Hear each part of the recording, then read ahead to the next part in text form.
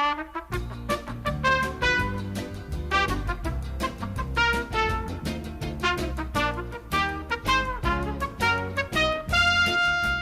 today we're going to talk about lighting and what you can do with it. Like here in this case we have one LED pointing directly down at me and giving this, inspector, detective, somebody's about to interrogate you. It goes with interrogation scenes, goes with things like that. And it's very, very dramatic. You can grasp onto the shadows. You think it's just this overhead light. You've got nothing else. You think in the background somebody's gonna stick out their hand and grab you or something like that. And that's one of the ways you can use one light. That's one way. I'm gonna go through a bunch of different ways that you can use one light.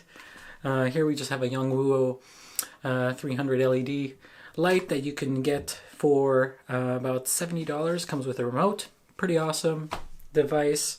And yeah, you could add another light if you wish, kind of add a little bit of a little blending in. Here we have like a little, just to fill up the shadows a bit, maybe make it even more like gruesome and like I'm coming after you type of thing. So basically I just have this little box LED, and I have it basically, I'm holding it in my arms and I'm just looking forward with my grimsly look. And it kind of looks a little bit more, grisly, a little bit more I'm coming after you type of thing. So you can use those types of things. That's with two lights. Simple as that. And then you can move this light. What's great about this light is you can move it around because I have it on a microphone pole. You can use a light pole if you want to, but I have so many microphone poles that you can use it for many, many different things. So if I bring it down, now I bring it down, it's more, a little bit more. And we like a little bit of spillage going from behind me, but you can, take care of that with a little bit of more light on the other side, so you can kind of blend in a little bit right there. You can use like a little pocket light, like I said, one of these pocket lights, full blast, pointing just over the shoulder, so it can even out the other side. You can even lower it just a bit, so that kind of fits in. And then you have more uniform in the background, and then you have more spillage of that going through as well. So it's kind of pointing in the head a little bit there, and it's just a more darker, dramatic shot. You can do those types of things. There's also you can also do a side profile shot if you want to make it more, I'm coming out of the shadows type of thing. Like you're coming out of the shadows and you're just like, I'm coming after you. So it's just all about positioning, all about how much you want to show in the shot. And I'm not changing the camera settings while I'm doing this. This is all just dealing with how people can use a light. And what's great about this one is I can actually take it off its hinge. And so now I'm holding it right here in my hand, so I can do testing.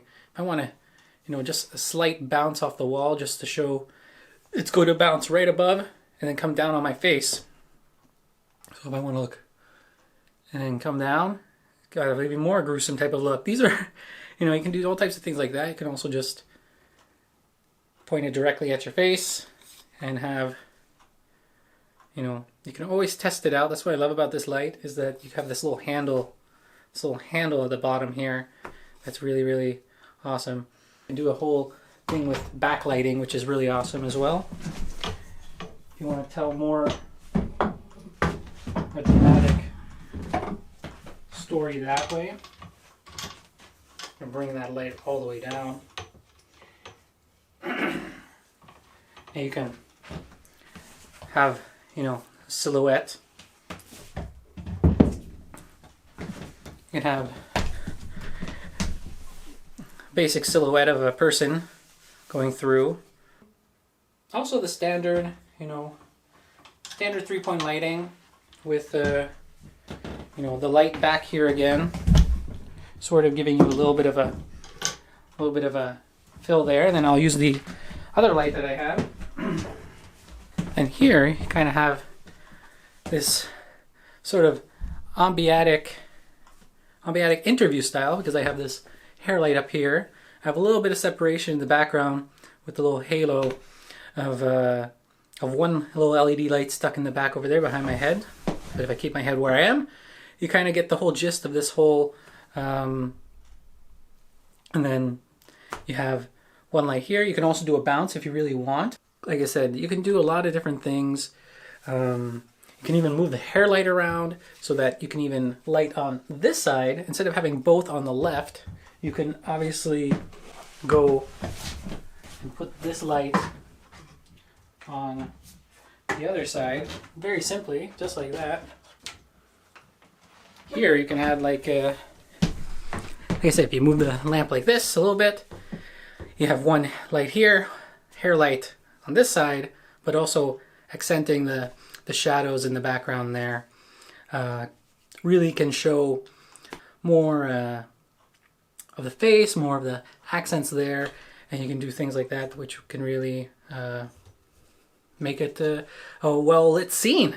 And I always advise that you have the whole room turned off, like dark, and then play with the lights that you have, play with the ambient lights that you have in the scene as well, and then paint with your own way. If you have a window and you don't want to use it, block it out as best as you can. And if you have to use the window, use it creatively. It's a big bright light source that sometimes hopefully is under control, but yeah, that's what you can do. That's some of the things you can do, simple things you can do with lighting. And I hope you guys enjoyed this little tutorial of my lights and what I would look at and how I would use it for specific types of shots. I would definitely add more ambient light too if I was doing more interviews type of style, but for this, something that's a little bit more dramatic, a little bit more coming in, I would definitely do this. So let me know in the comments what you guys think about it. In total, all of this was like $250. Pretty decent lighting setup. These are all about half power, quarter power. So you can really go crazy with it and light up a lot of things. So yeah, talk to you guys later. See ya. Bye.